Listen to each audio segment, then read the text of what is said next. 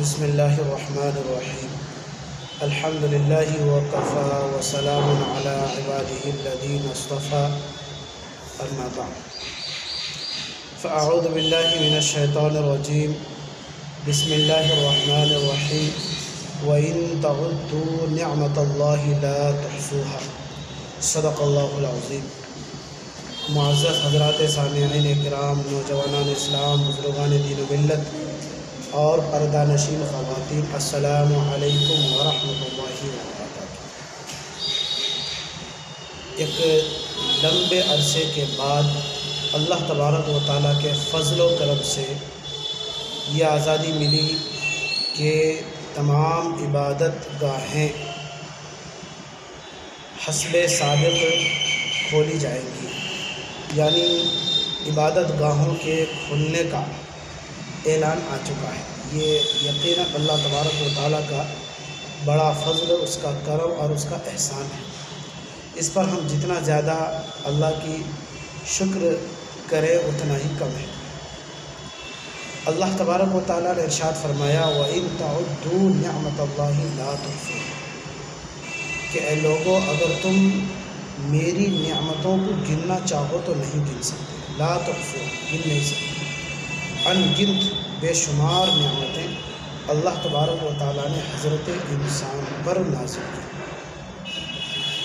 انہی میں سے یہ بھی ایک بہت بڑی نعمت ہے کہ اللہ تبارک و تعالیٰ نے ہمیں یہ موقع دیا کہ پوری آزادی کے ساتھ حسب ثابت نمازیں ادا کرے، مسجد کی طرف آئے، تلاوت کرے، ذکر و اذکار کرے مسجد آ کر، تو یہ اللہ تبارک و تعالیٰ کا یقیناً فضل و اس کا کرم ہے۔ اور اللہ تبارک و تعالیٰ نے ارشاد فرمایا ہے لئن شکرتم لازیدنکم، اگر تم میری نعمتوں پر شکر بجا لاؤ گے، شکر ادا کرو گے، لازیدنکم، تو میں اور بڑھا کر کے دوں گا، ولئن کفرتم ان عذابی لشدید، اور اگر میری نعمتوں کی ناشکری کرو گے، ناقدری کرو گے، نافرمانی کرو گے میری، تو پھر میں خطرناک پکڑتا ہوں۔ ایک واقعہ ہے کہ ایک بڑا رئیس مالدار شخص تھا، اتنا بڑا مالدار تھا کہ 2-4 اسٹیشن، ریلوے اسٹیشن اس کی زمین میں آتی تھی اور ریلوے پٹری بھی اسی کی زمین میں آتی تھی۔ اتنا بڑا مالدار، یعنی کہ لگاتار یہاں سے لے کر کے وہاں تک اسی کی زمین ہے۔ تو اندازہ لگائیے کتنا بڑا زمیندار ہوگا، اتنا بڑا زمیندار، اتنا بڑا مالدار، اور اس کا ایک ہی اکلوتا بیٹا تھا۔ اس کا انتقال ہو گیا اور اکلوتا بیٹا اپنے باپ کے تمام پراپرٹی کا وارث بن گیا۔ اب اسے برے دوست مل گئے، برے یار مل گئے، تو اسے وہ لوگ لے کر کے چلے گئے یورپ کنٹری، امریکن وغیرہ، وہاں عیاشی کرنے لگے۔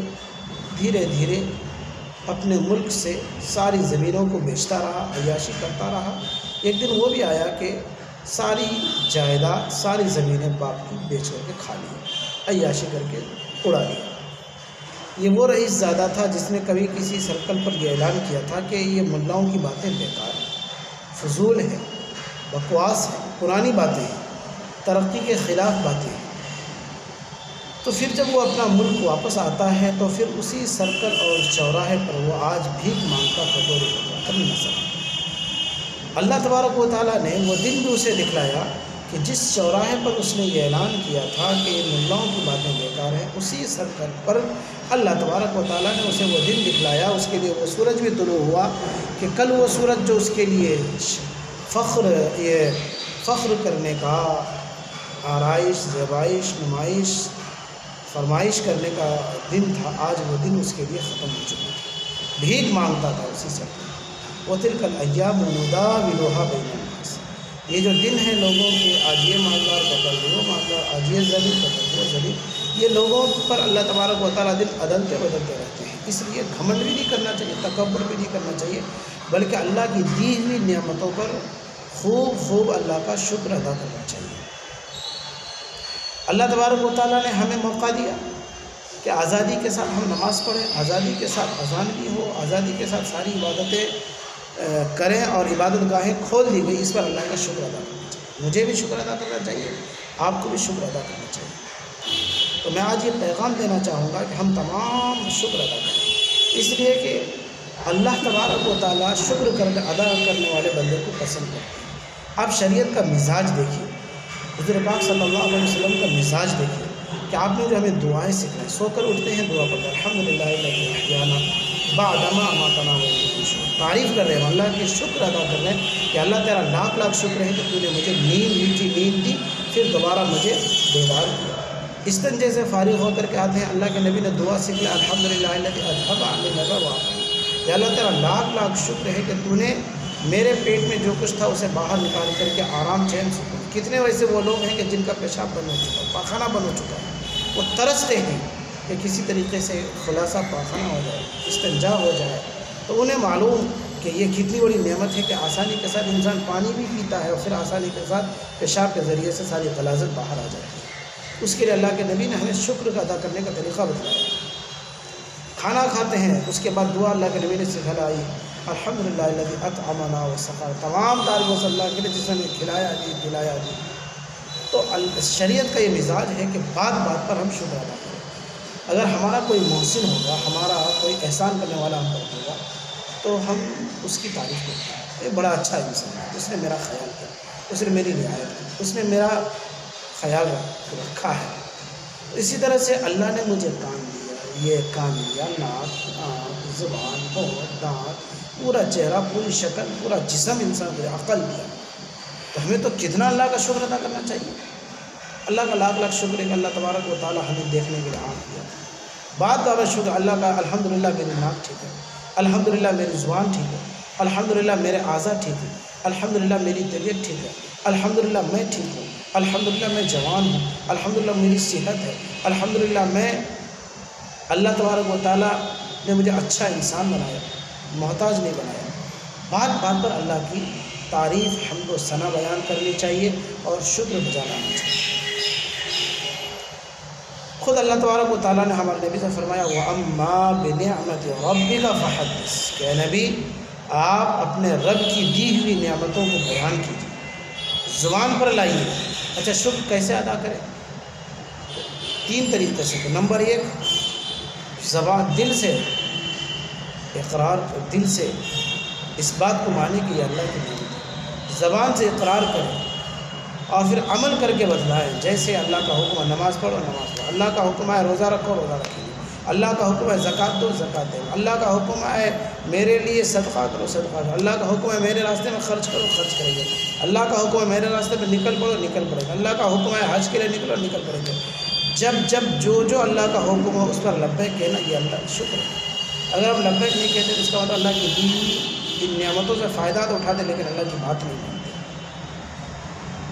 اس لیے اللہ کے سارے بتائے ہوئے، قرآن میں بتائے گئے سارے پیغامات پر عمل کرنے کی کوشش کریں، اور جن چیزوں سے اللہ تبارک و تعالیٰ منع فرماتے اس سے رکھے، گناہوں سے رکھے، بد اخلاقی سے رکھے، بدعمالی سے رکھے، بد زبانی سے رکھے، بد نیتی سے رکھے، بد ارادے سے رکھے، تکلیف دینے سے رکے، بچے، خود بھی بچے، دوسروں کو بچائیں۔ اور میں تو یہ کہوں گا کہ صلاۃ الشکر کی نماز پڑھیں، صلاۃ الشکر کریں، صلاۃ الشکر ضرور پڑھیں کہ اللہ تیرا شکر ہے کہ تو نے مجھے مسجد میں آنے کا موقع دیا، اللہ تیرا شکر ہے کہ تو نے مجھے داڑھی رکھنے کا موقع دیا، اللہ تیرا شکر ہے کہ تو نے مجھے سننے کے لیے، دیکھنے کے لیے، سارے اعضاء مجھے دیے۔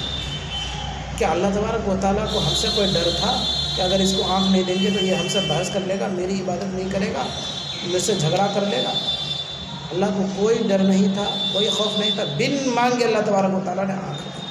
کتنے ایسے وہ لوگ ہیں جن کی آنکھیں نہیں ہیں؟ آپ صلی اللہ علیہ وسلم نے اللہ تبارک و تعالیٰ سے، یا اللہ میری امت کے لیے رحم کا کرم کا آخر کا مانگا۔ اللہ تبارک و تعالیٰ نے فرمایا کہ میں آپ کے امتی کے 70,000 افراد کو بغیر حساب و کتاب کے جنت میں ڈال دوں۔ اللہ کے نبی نے فرمایا کہ یا اللہ اس میں کچھ اور اضافہ فرما دیجیے۔ ہم ہوتے تو کہتے کہ یا اللہ 70,000 سے 1,00,000 پورا کر دیجیے، لیکن ہمارے نبی نے اس حساب سے اللہ سے مانگا، اور اللہ تبارک و تعالیٰ نے سخاوت اس طرح سے دکھلایا کہ اللہ نے فرمایا کہ ہر 70,000 فرد میں سے ہر ایک فرد کو یہ اختیار ہوگا کہ وہ 70,000 افراد کو الگ جنت میں داخل کرے۔ یوں سمجھے کہ 70,000 افراد ہیں، ان کے اللہ نے جنت کا فیصلہ کیا بغیر حساب و کتاب کے، پھر ان 70,000 میں سے ہر ایک کو اللہ تبارک و تعالیٰ یہ موقع دیں گے کہ تم تمام امت مسلمہ میں 70,000 لوگوں کو چنو اور منتخب کرو اور ان کو جنت میں ڈالو۔